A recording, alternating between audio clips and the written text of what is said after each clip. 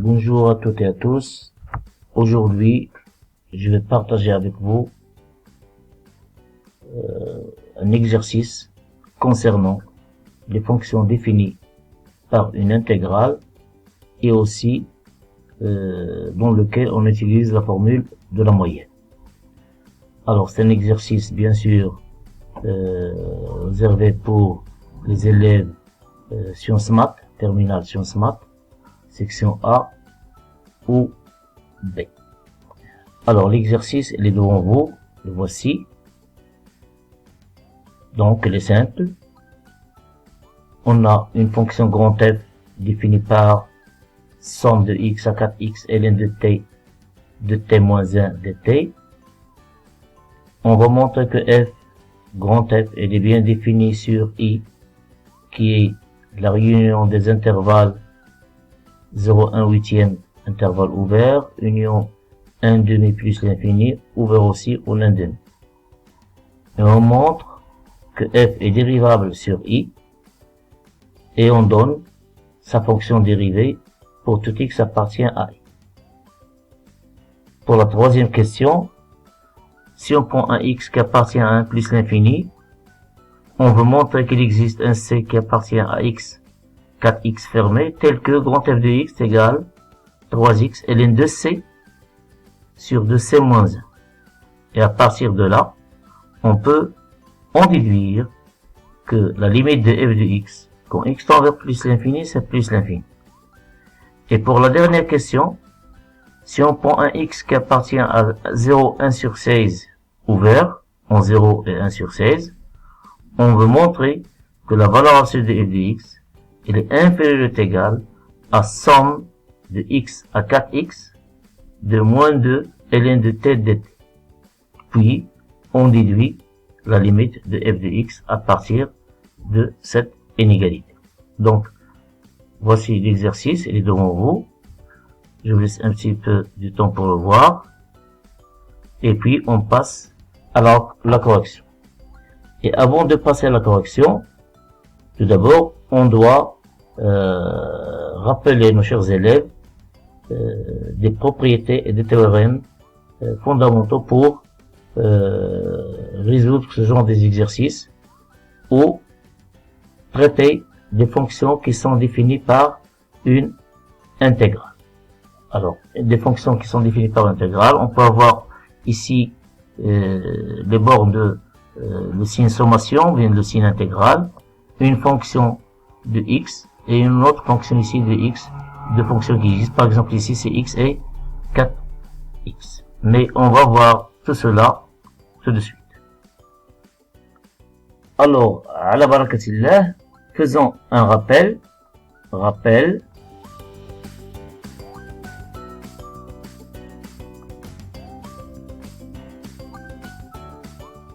Si f est une fonction continue sur un intervalle i, bien sûr de R, alors f admet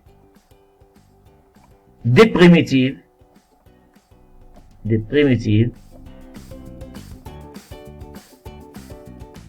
sur I. Et parmi ces primitives, il existe une seule qui s'annule en un point A quelconque appartient à I. Alors, soit A appartenant à I, point quelconque, la fonction f qui a x fait correspondre somme de A à x f de t dt, c'est la primitive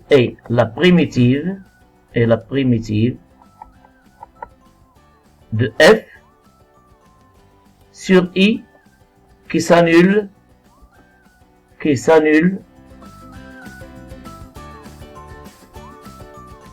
en A. Alors, puisque c'est la primitive de f qui s'annule en A, alors elle est dérivable. Et elle est bien sûr définie sur I. Donc, grand F est défini et dérivable sur I. Et quel que soit X appartenant à I, on doit avoir que f' de X est égal à f de X par la définition même de la fonction primitive. Et puisqu'il est dérivable, alors automatiquement il est continu. Donc c'est pas la peine de chaque fois de rappeler que notre fonction grand F, elle est continue.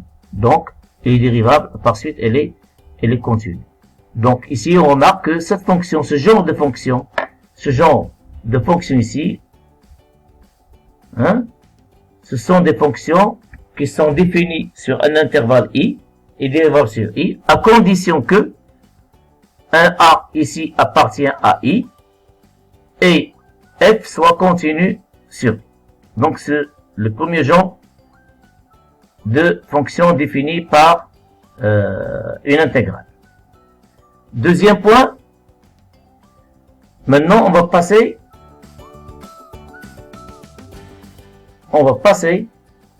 à une autre forme. C'est là, si on prend F, qui est X va correspondre somme de A. Au lieu de X, on va trouver une fonction de X, U de X. F de T, dt. Alors ici, il faut faire attention. Mais c'est pas quelque chose qui est difficile.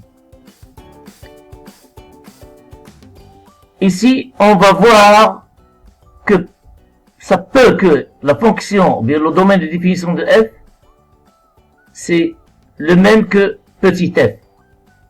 Mais en général, ils ne sont pas les mêmes. Dans les questions qui se posent dans ce genre de problème, parfois ils nous demandent de déterminer le domaine de définition de f. Alors, pour le domaine de définition de grand F, il faut s'assurer que f vérifie certaines conditions. Ainsi que, alors ces conditions sont les suivantes. Si f est continu sur un intervalle I qui est inclus dans R. Quoi encore? Ce nombre A appartient à un intervalle, bien sûr f il est défini ici sur I, donc appartient à I. Troisième point, U, c'est une fonction qui dépend de X, sa variable c'est X. Et ce X est le même que X ici comme variable de grand F. Ça veut dire grand F et U, ils ont le même domaine de définition. Et pour cela, on va nommer ce domaine de définition par J. Et ça peut que J est égal à I, mais en général, on le nomme J. U est défini et dérivable sur J. Bien sûr, J aussi est inclus dans R. Et prend ces valeurs dans I. Ça veut dire quoi? C'est-à-dire, quel que soit X appartenant à J, on doit avoir que U de X appartient à I. Alors, regardons ici. Si on est en présence d'une telle fonction, de cette forme, une fonction grand F qui est X pour correspondre somme de A à U de X, F de T de T avec U de X, c'est une fonction. Alors, si F est continu sur I, un intervalle X, son domaine de définition, ou bien une partie de son domaine de définition, là où il est continu.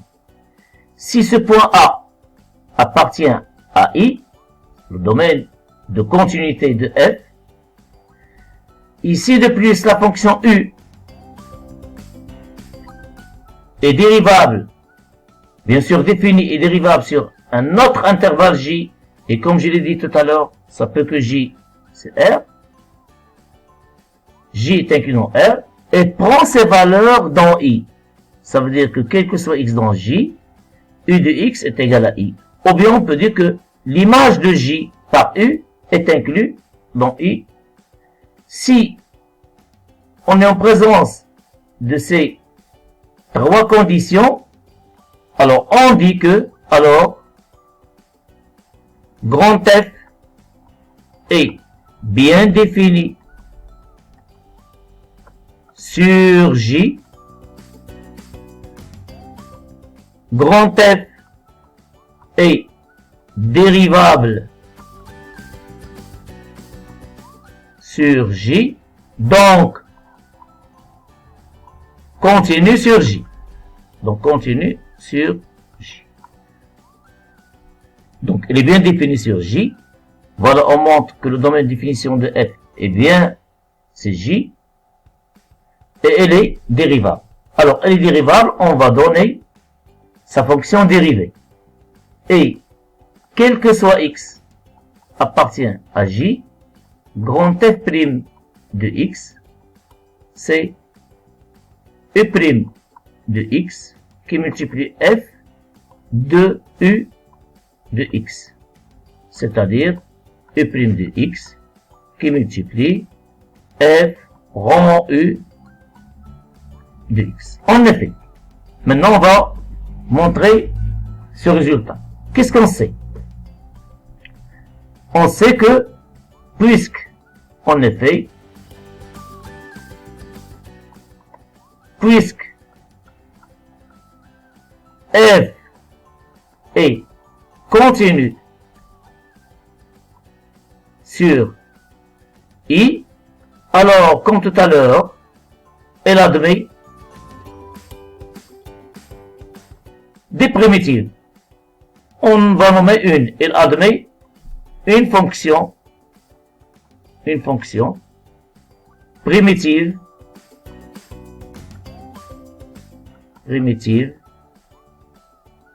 G sur I. Et par suite, comme grand F de X est égal à somme de X, l'intégrale de A à U de X, F de T, dt, alors dans ce cas, et donc, grand F de X, il sera égal à G de T pris entre les bornes A et U de X. Il faut faire attention, ici c'est pas même variable, ici c'est T, ici c'est de X. Ok est égal à G de U de X moins G de A, qui est égal aussi à G rond U de X moins G de A, et cela, quel que soit X appartenant à J. Quel que soit X appartenant à J. Donc, regardez ici. On a déjà la forme d'intégrale.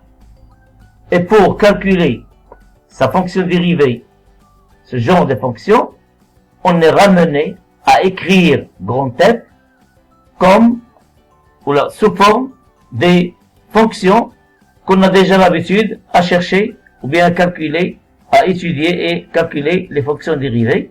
Ici, c'est composé de deux fonctions, G et U. Moins G de A c'est une constante, et parfois, souvent, on prend G, c'est la fonction primitive qui s'annule au point A. Mais, donc, si on la laisse, il n'y a pas de problème. Alors maintenant, qu'est-ce qu'on sait? On sait que notre fonction G, et on a G est dérivable, G elle est dérivable sur I, puisque G c'est une primitive de la fonction F sur I. Ensuite, U est dérivable sur J et prend et prend ses valeurs dans I. Donc, G rond U est dérivable sur, bien sûr, J. G rond U est dérivable sur J, c'est résultat, la propriété concernant la dérivation des fonctions composées. Il faut s'assurer que U est dérivable sur J, et G est dérivable sur l'intervalle qui contient U de J qui est égal à I, et tel est le cas, G est dérivable sur I, donc par composé, elle est dérivable sur J, par composition.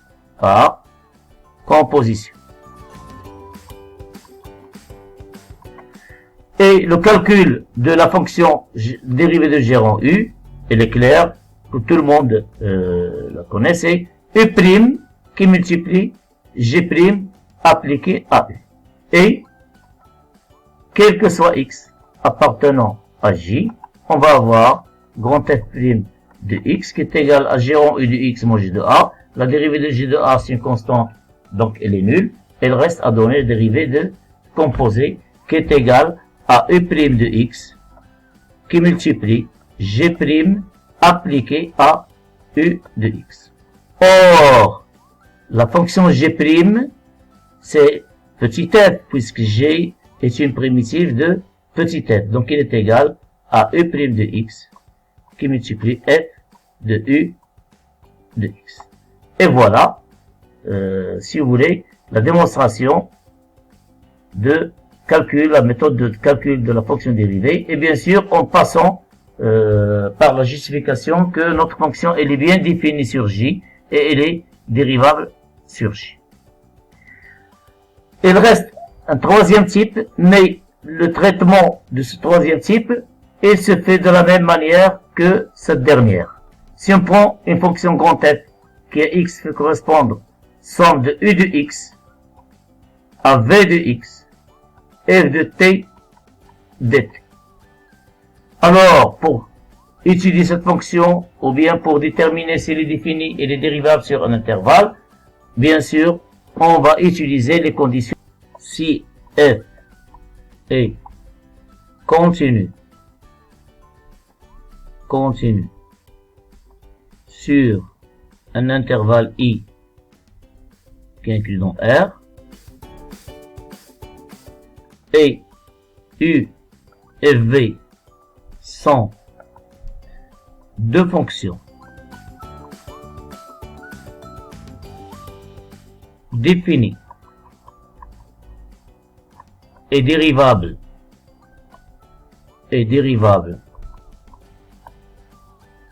sur un intervalle J qui est inclus dans R aussi, et prennent leur valeur dans I, c'est-à-dire quel que soit X appartenant à J, E de X appartenant à I, et V de X aussi appartient à I.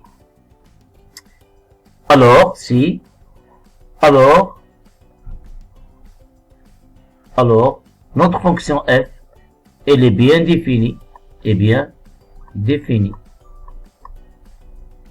sur J, et est dérivable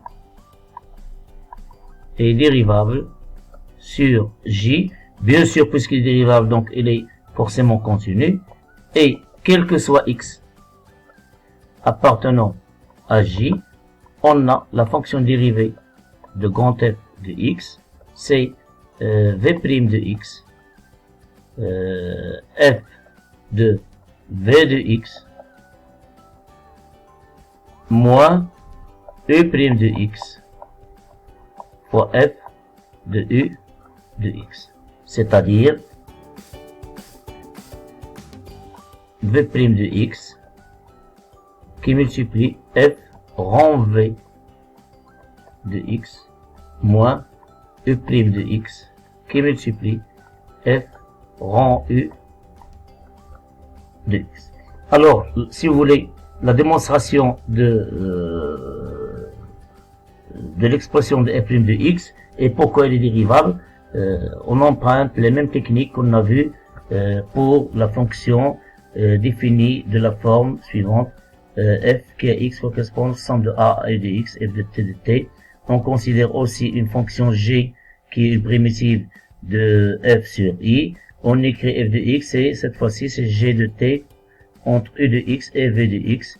Et on va avoir ici, au lieu de g de a, on va avoir ici g de v de x moins g de u de x. Donc c'est la différence de deux fonctions composées de g avec v tout d'abord, puis moins g composé avec v. Et en tenant compte de la dérivabilité de g sur i et la dérivabilité de u et de v sur j, et puisqu'ils prennent leur valeur dans i, on montre que cette différence qu'on va obtenir est aussi dérivable et on obtient cette formule. Donc, ceci pour des fonctions définies par une intégrale. Elle reste une chose, c'est la formule de la moyenne. Alors pour la formule de la moyenne, le théorème de ce qu'on appelle le théorème de la moyenne est le suivant. Si f est continu sur un segment AB,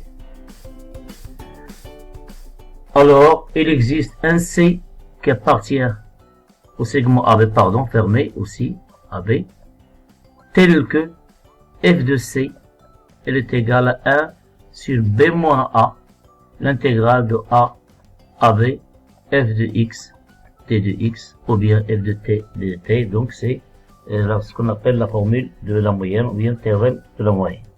Maintenant, on va retourner à l'exercice, qui est le suivant. On considère la fonction f définie sur par somme de x, 4x, et de t. Alors ici, regardez. Ici, on nous demande de montrer que f elle est bien définie sur cet intervalle. Alors, ce i, cet intervalle i, c'est ce qu'on appelait lors du rappel par j. Et i, c'est le domaine de la fonction ln de t sur 2 de t moins 1 et aussi son domaine de continuité. Donc, on va essayer de utiliser ici ces intervalles i, j, et il ne faut pas confondre i de le domaine de continuité de la fonction f par j, c'est le domaine de définition et même de dérivabilité de la fonction grand F. On va montrer tout d'abord que son domaine de définition c'est celui-là. On peut renommer ici i par j. On va laisser comme ça tout d'abord, monsieur Pchkil. Puis on montre qu'il est dérivable sur i, on calcule la fonction dérivée.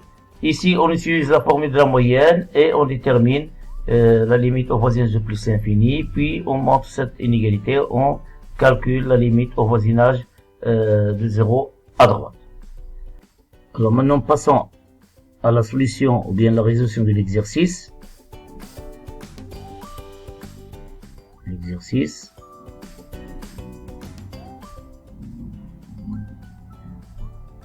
Alors on a f, c'est une fonction qui à x peut correspondre somme de x à 4x ln de t sur ln de t sur 2t moins 1 dt.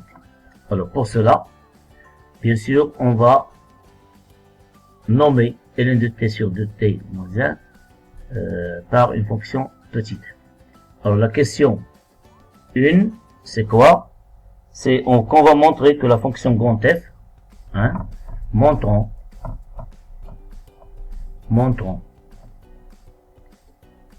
que grand F est défini sur i qui est égal à 0,1/8 union 1/2 plus l'infini. Pour cela, on considère la fonction petit f qui a x peut correspondre, qui a t peut correspondre ln de t sur de t moins 1. Cette fonction f est définie, son domaine de définition il est facile à déterminer, c'est sur, on va le nommer j, c'est 0, 1 demi, union, 1 demi, plus l'infini. Il faut que ln de t existe, c'est-à-dire t strictement positif, et que de t moins 1 différent de 0, c'est-à-dire t différent de 1 demi. Alors, elle est définie sur cet intervalle. De plus, elle est continue sur cet intervalle. Et elle est continue sur j. Elle est continue sur j, pourquoi? Par opération sur les fonctions continues. La fonction logarithme népérien, elle est continue sur 0 ouvert plus l'infini, en particulier sur j. Et la fonction de t-1 qui est fonction de t-1, elle est continue sur R, polynôme, donc elle est continue sur toute partie de R, en particulier sur J.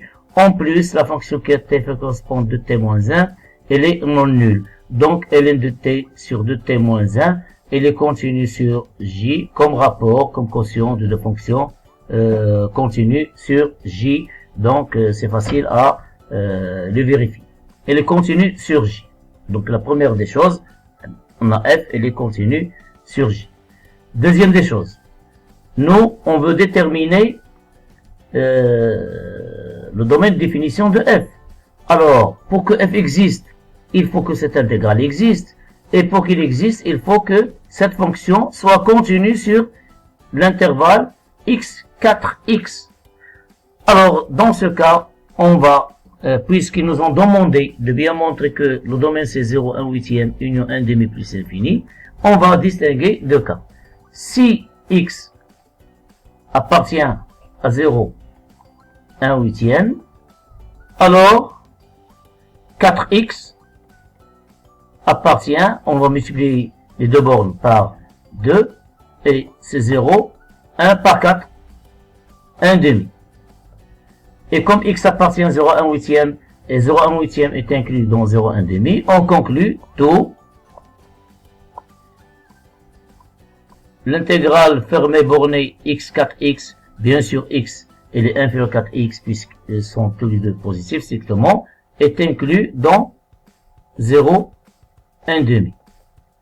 Et comme notre fonction f est continue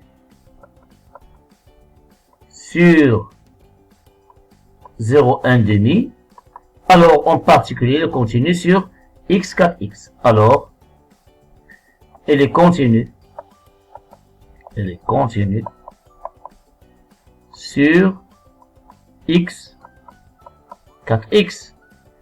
D'où, puisque cette fonction f, ln de t sur 2t-1 est continue sur l'intervalle x4x, donc, cette intégrale, elle est bien définie, c'est-à-dire f de x, elle est bien définie si x appartient à 0, 1 sur 8. D'où f,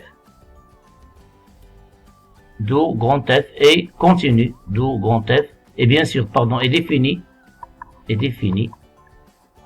sur 0, 1 sur 8. Elle est bien définie sur 0, 1 sur 8. Maintenant, on va voir est-ce qu'elle est aussi définie sur 1 demi plus l'infini. Si cette fois-ci x appartient à 1 demi plus l'infini, alors 4x elle est supérieure à 2, alors 4x elle est strictement supérieure à 2, et comme x elle est strictement supérieure à 1 demi et 4x est donc aussi x, 4x, elle est inclus dans 1 demi plus l'infini. Puisque 1 demi, elle est inférieur à 2, 1 demi, il est inférieur à 1 demi ici strictement. Donc, inférieur est égal, pardon. Donc, x4x est inclus dans 1 demi plus l'infini. Et puisque, de la même raison que tout à l'heure, et puisque f est continu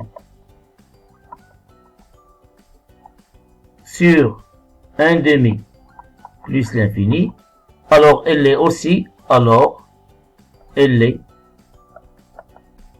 sur x 4x, d'où f est bien défini,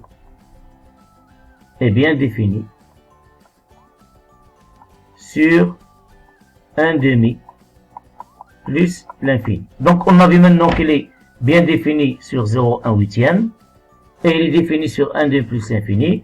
Comme conclusion, f est bien défini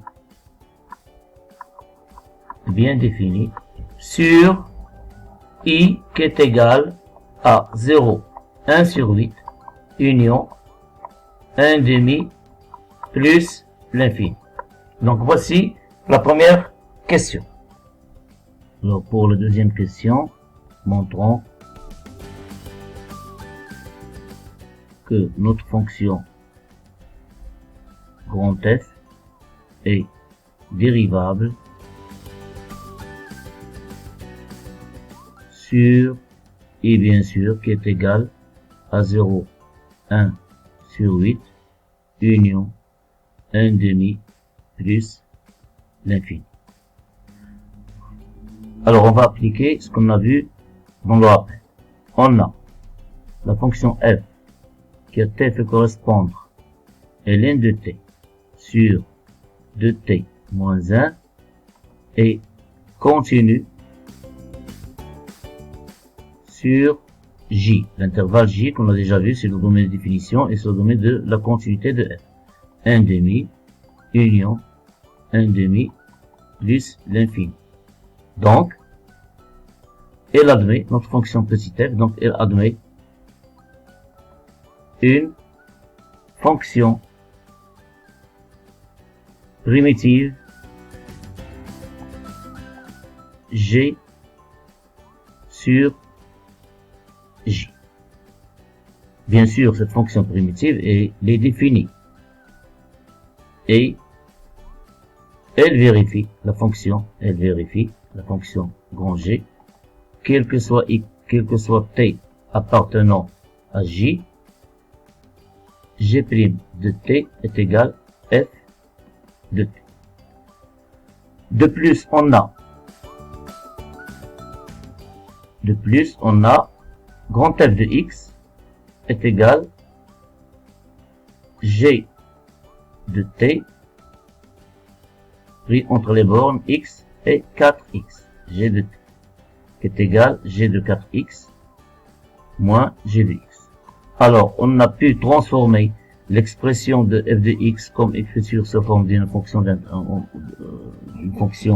une intégrale, une fonction définie par une intégrale, pardon, en une différence de deux fonctions. L'une, c'est le composé de g de la fonction linéaire 4x et moins g de x.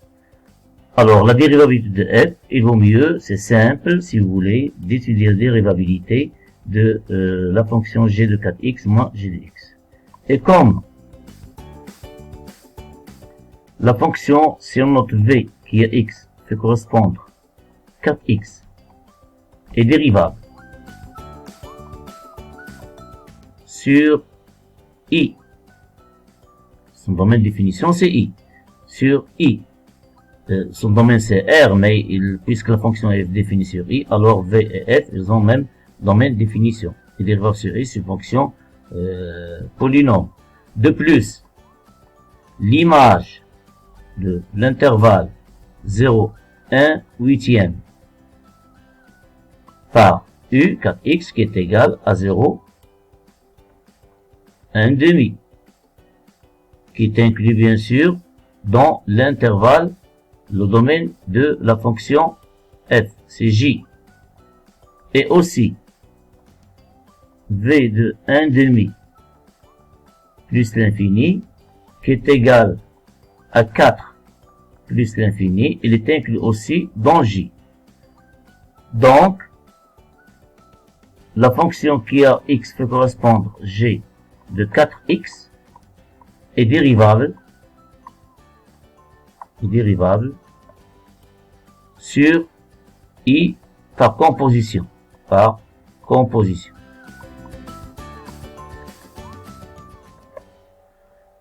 Et par suite, notre fonction f qui à x fait correspondre g de 4x moins g de x est dérivable sur I. Comme différence, bien sûr, comme différence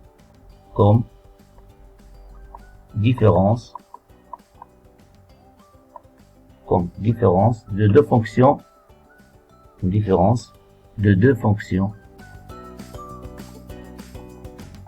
dérivables sur. Donc voilà ce point, on a montré que le grand F est dérivable. Maintenant, on calculons grand F' de x pour tout x qui appartient à. Alors, tout simplement, il suffit d'appliquer la dérivée de la fonction f sous cette forme. On a, quel que soit x appartenant à i, grand F' de x égale, ici c'est le composé, donc on dérive 4x tout d'abord, c'est 4, qui multiplie g' de 4x moins g' de x, qui est égal à 4 f de 4x moins f, bien sûr petit f de 4x, qui est égal à 4 ln de 4x sur 2 fois 4x, ça donne 8x moins 1, moins ln de x sur 2x moins 1. Donc, la fonction dérivée grand F', donc, quel que soit x appartenant à i, f' de x égale 4 ln de 4x sur 8x moins 1 moins ln de x sur 2x moins 1. C'est ça pour la question numéro 2. Maintenant, on passe à la question numéro 3. 3 petit a. Alors, soit un x qui appartient à 1 plus l'infini, petit a, montrant que il existe un c qui appartient à l'intervalle fermé borné 4x du segment x4x, tel que grand F de x est égal à 3 ln de c sur 2c moins 1. Alors pour cette question, c'est simple, il suffit d'utiliser la formule de la moyenne. Donc il suffit de vérifier la fonction petit f qui est continue sur le segment x4x. Alors comme x il est supérieur ou égal à 1,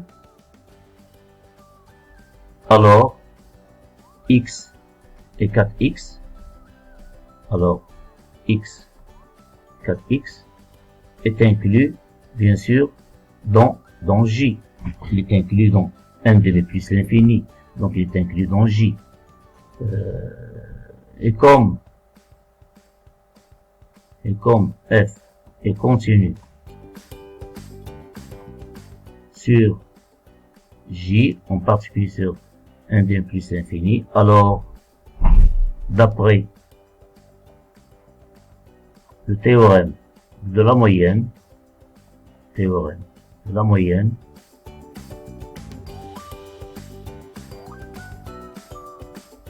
il existe un C qui appartient à X fermé en X et en 4X, tel que f de C est égal à 1 sur 4x, la différence entre les bords, 4x plus moins x, somme de x à 4x, f de t dt, c'est-à-dire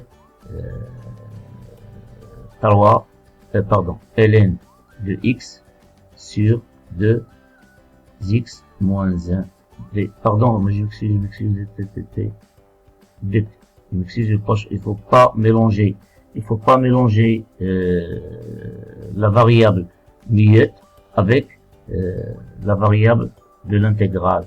Donc c'est 2 ln de t sur de t moins 1.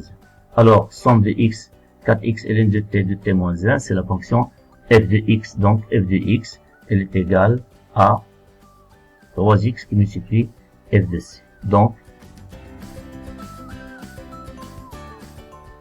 il existe un c qui appartient à x, 4x, tel que grand f de x est égal à 3x, 4x moins x, 3x multiplié par f de c. Et f de c, c'est quoi? C'est ln de c sur de c moins 1. Petit v, montrant que la limite de f de x, bien sûr, grand f de x, quand x tend vers plus l'infini, est égal à plus l'infini. Montrons que limite de grand f de x, quand x tend vers plus l'infini, est égal à plus l'infini. Et maintenant, on va utiliser cette expression, nouvelle expression prouvée lors de la réponse de la question petite. Alors, qu'est-ce qu'on a? On a un x, soit x, appartenant à 1 plus l'infini. Soit x appartenant à 1 plus l'infini. On a 1 inférieur est égal à x, inférieur est égal à 4x, entraîne, puisque la fonction logarithme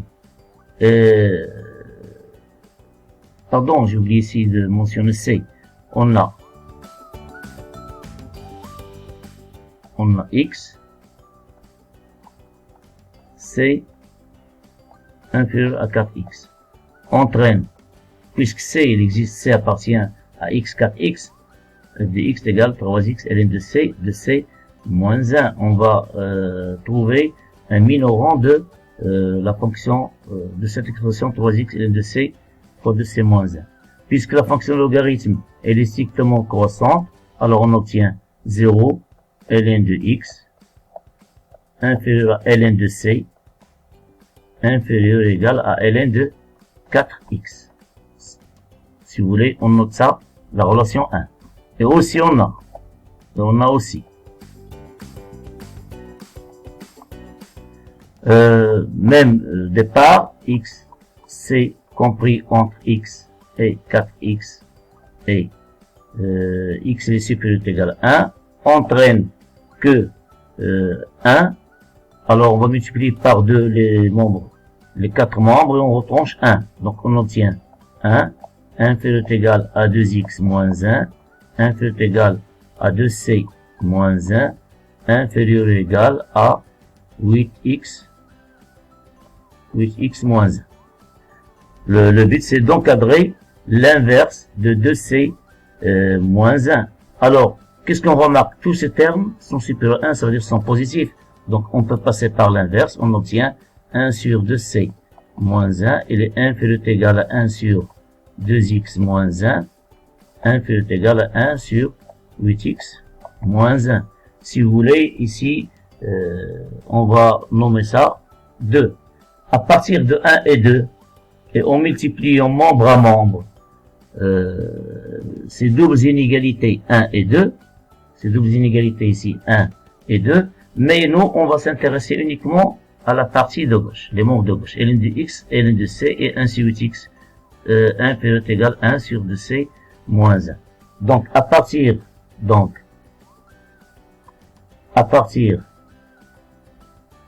de 1 et 2, on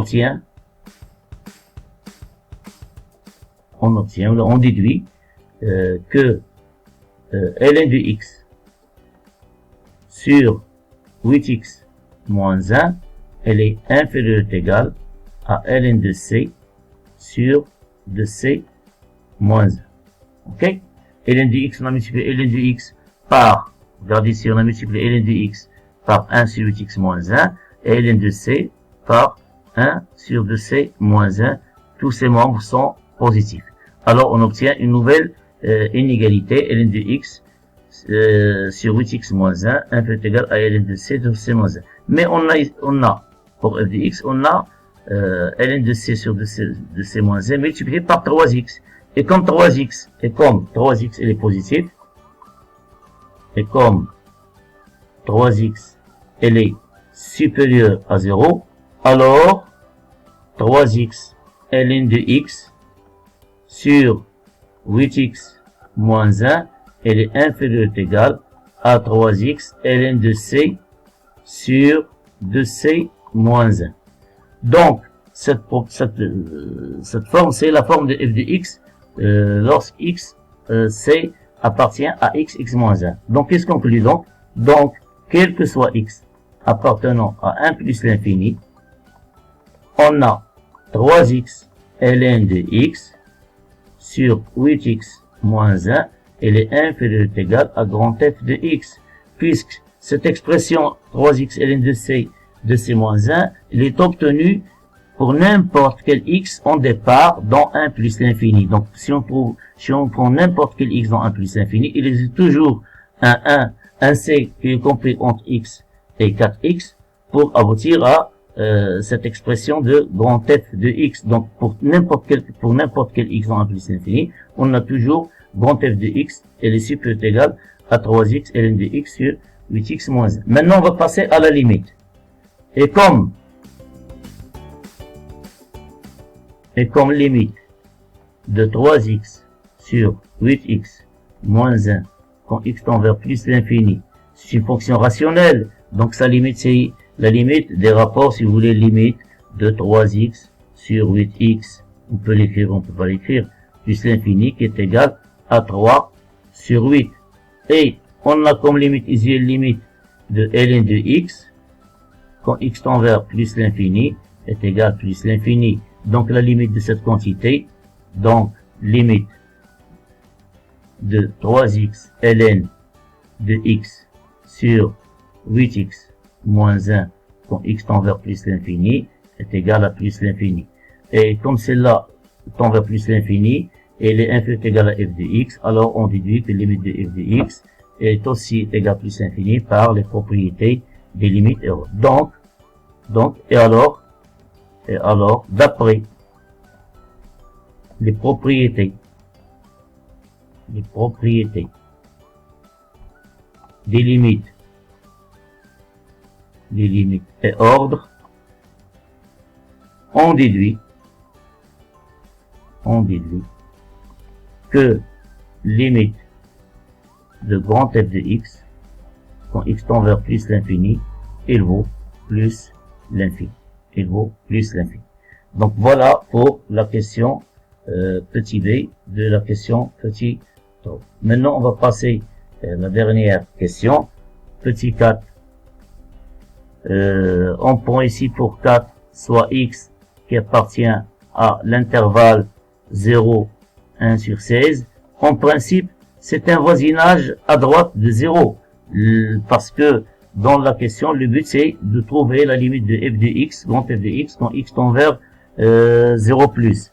Alors, petit a, un point, montrant, il y a une suppression, montrant que la valeur absolue de f de x, elle est inférieure ou égale à moins 2 ln de t dt, pris entre les bornes x, 4x. Bien sûr, cette inégalité, elle est vraie sur un voisinage à droite de 0, c'est-à-dire 0, on a pris 0, ainsi on peut prendre un autre intervalle. Bien sûr, l'expression ici se change, mais le résultat en final reste la même. C'est pas ça, mais on va majorer grand f de x par une fonction qu'on va voir qui va tendre vers un nombre fini. Alors, soit x compris entre 0 et 1 sur 16. Et ça, c'est le départ. C'est x compris entre... Donc, 4x, il est compris entre 0 et 1 quart. D'où, qu'est-ce qu'on peut dire pour l'intervalle x, 4x fermé, le segment, il est inclus dans 0, 1 quart. Et 0, 1 quart est aussi, il est inclus dans 0, 1 demi. En principe, nous sommes loin de 1, entre 0 et 1. Et alors, dans ce cas, la logarithme, elle est négative. Dans ce cas, le logarithme, il est négatif. Donc, quel que soit x appartenant, quel que soit t, pardon, quel que soit t, je mélange parfois, je m'excuse, x4x, ln de t, elle est strictement négatif. D'autre part, on a la valeur absolue de grand F de x, elle est égale à la valeur absolue de somme de x, 4x, ln de t sur de t moins 1 dt. Et d'après les propriétés de la valeur de l'intégrale de la valeur absolue, on déduit qu'il est inférieur ou égal à l'intégrale somme de x à 4x, la valeur absolue de ln de t sur la valeur absolue de t moins 1 dt. On a vu déjà que ln de t sur x, 4x est négatif, donc on peut faire disparaître la valeur absolue et remplacer le signe par moins de f de ln de t. Il reste à trouver le signe de t moins 1. Et on a alors x strictement positif pour un t qui appartient à x, 4x, on déduit que moins 1 elle est inférieure à 2x moins 1, inférieure ou égale à 2t moins 1, inférieure ou égale à 8x moins 1. Et 8x moins 1, alors x, elle est strictement inférieure à 16, c'est-à-dire 8x inférieur à 1 demi, et 8x moins 1, 1 demi moins 1, c'est moins 1 demi, donc on peut mettre directement inférieur à moins 1 demi. Donc c'est, toutes ces quantités sont strictement négatives par ordre. Ils sont ordonnés, mais ils sont tous négatifs. Maintenant, le but c'est d'inverser, c'est pas inversé. Alors le signe de 2t moins 1, il est compris entre moins 1 et moins 1 demi, donc elle est négative, et par suite, sa valeur absolue, c'est son posé. Donc, quel que soit x appartenant à 0, 1 sur 16, on déduit que grand F de x en valeur absolue, elle est inférieure ou égale à x, 4x, moins ln de t, sur 1 moins 2t, 1 moins 2t dt. Si vous voulez, on peut faire comme ça, inférieur ou égal, pardon, elle est aussi inférieure ou égale à x, 4x, ln de t, sur 2t moins 1 dt. Maintenant, on va encadrer de t moins 1. À partir de cette relation-là, à partir de 1, on déduit, de d'étoile, pardon, on déduit que 1 sur 2t moins 1, elle est inférieure ou égale à 1 sur 8x moins 1, inférieure ou égale à 1 sur 2x moins 1 lorsqu'on passe à l'inverse, Et quel est le signe de 1 sur 2t moins 1? Je sais pas le signe, pardon, je m'excuse. Alors, on a 1 sur 2t moins 1. Regarde ici, pour les inverses aussi, c'est compris entre 1 demi et 1. Donc, 1 de t moins 1, il est compris entre, moins 2 et moins 1. C'est moins 2 et moins 1. Donc, si vous voulez, on peut mettre directement entre moins 2 et moins 1 d'un seul coup. Moins 2 et moins 1. Donc, lorsqu'on multiplie par ln de t, et ln de t, elle est strictement négative. On va multiplier cette quantité par ln de t qui est strictement négatif. Donc, on va changer ici l'ordre. D'où ln de t sur de t moins 1, elle est inférieure à moins de ln de t. Entre parenthèses, ln de t, elle est strictement négative. On a multiplié par ln de t, donc on va multiplier et changer. Mais nous, on s'intéresse uniquement à cette partie. On trouve que ln de t sur de t moins 1 inférieur à moins 2 ln de t. Donc, pardon, je m'excuse, donc, je vais regarder la tablette, donc,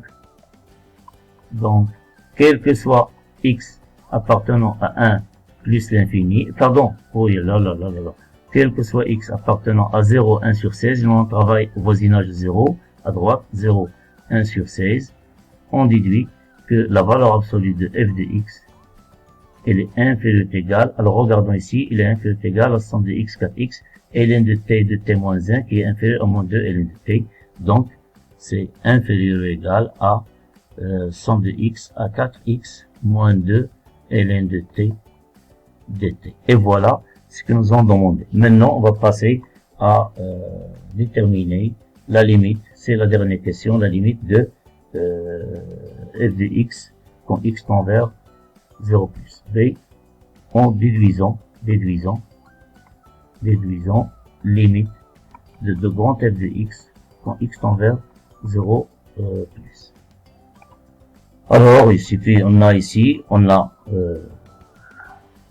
calculons cette intégrale, on a somme de x à 4x moins de ln de t dt, elle est égale à moins 2 somme de x à 4x ln de t dt. Alors cette intégrale, celui-là, il y a deux choses. On peut le calculer en utilisant une intégration par partie, mais à force de travailler beaucoup d'exercices, on commence à apprendre et on connaît bien que ln de t, elle admet comme primitive la fonction t ln de t moins t, qui est égale à moins 2 t ln de t moins t. Alors on travaille en classe beaucoup d'exercices pour les primitives de fonctions. On peut apprendre par cœur que ln de t admet cette primitive entre x et 4x, donc qui est égal à moins 2 4x ln de 4x moins 4x moins x ln de x plus x, qui est égal à moins 2 4x ln de 4x moins x ln de x moins 3x. On peut faire entrer moins 2 à l'intérieur, ou bien uniquement le signe, on obtient 2, alors moins 8, moins 4x, ln de 4x. Non, on va laisser comme ça, pas grave. Donc, directement, on peut déduire que,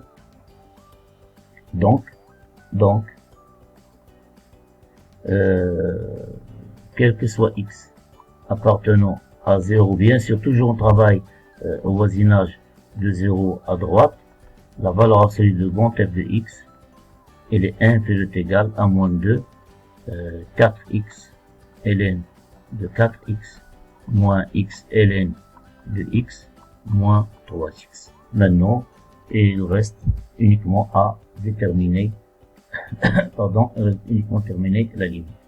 On a, et puisque, et comme on voulait, et comme limite de x ln de x quand x tend vers 0 plus, c'est une limite usuelle égale à 0, et limite de 4x ln de 4x quand x tend vers 0 plus est égal limite, si vous voulez, en faisant changement de variable grand x 0 plus de x ln de ln de x, pardon.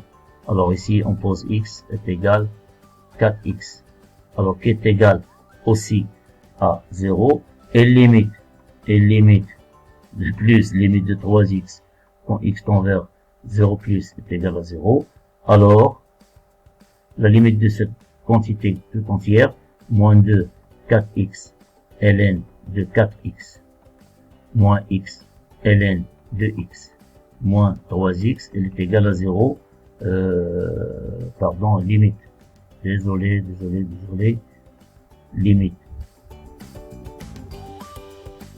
quand x tend vers 0 plus, elle est égale à 0, alors d'après aussi des propriétés des limites et ordres, on déduit que la limite de grand F de x égale à 0. Alors, d'après les propriétés des limites et ordres, des limites et ordres, on déduit que limite de grand F de x, quand x tend vers 0 plus, est égal aussi à 0. Et voilà, on vient de terminer la correction de cet exercice. Le but de cet exercice, c'est commencer à apprendre, traiter les fonctions qui sont définies par une intégrale, donner le domaine de continuité, de dérivabilité, d'existence, et maintenant cet exercice qui est combiné avec d'autres techniques en mathématiques, la formule de la moyenne, et travailler les limites des fonctions en considérant les propriétés des limites et ordres. Voilà, c'est la fin de cette séance et de cette vidéo. Merci à vous, bon courage et à une autre fois, Inch'Allah.